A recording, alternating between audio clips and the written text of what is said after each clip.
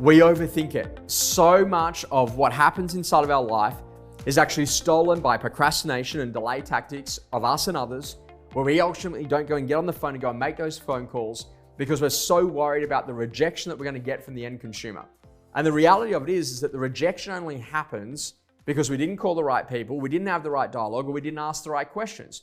And really the secret is, it's not about no to you, it's about no to that situation. And our job is to ultimately open up that customer and find out exactly where they're at and what their next steps might be. Now, if you really want to win in business, you don't have to get rejected anymore if you actually have a bit more of a customer-led strategy where you're really focused about how do I build relationships. Now, we talk a lot about relationships in business, but what actually are they? We've got to be relevant with the customer. That relevancy will drive the frequency of the communication, and that frequency is massively important because it builds relationship. And then we just need to be consistent in what it is that we do on a day-by-day basis to make sure that we can win the game, whether or not it's a short one or a long one, depending on the customers that we're working with. Now, if you want to make sure that you don't get rejection anymore, then you've got to learn to be able to maybe toughen up that skin a little bit and actually learn how to make sure that you ask the questions, because if you don't ask the questions, you don't get the results.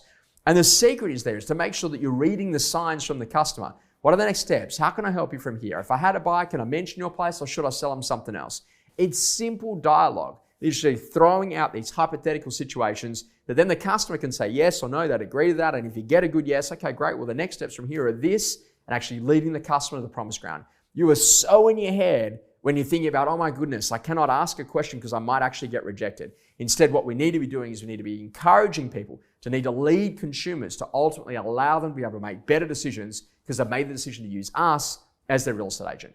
That's actually your job. That's what great salespeople do. They find people that are not even ready. They get them ready by asking great questions, by moving up their level of motivation until they actually get to a point where they say, yes, let's do it today. Unlock people's potential. Find them the house they want to buy. Help them to understand the current value of their existing one. Help them to realize that they can sell that particular asset and do something else by learning to ask the great question about really identifying and finding out their problem, about what the problem is that they're looking to solve by potentially buying, moving, and selling. Remember, if you're relevant, there is no rejection.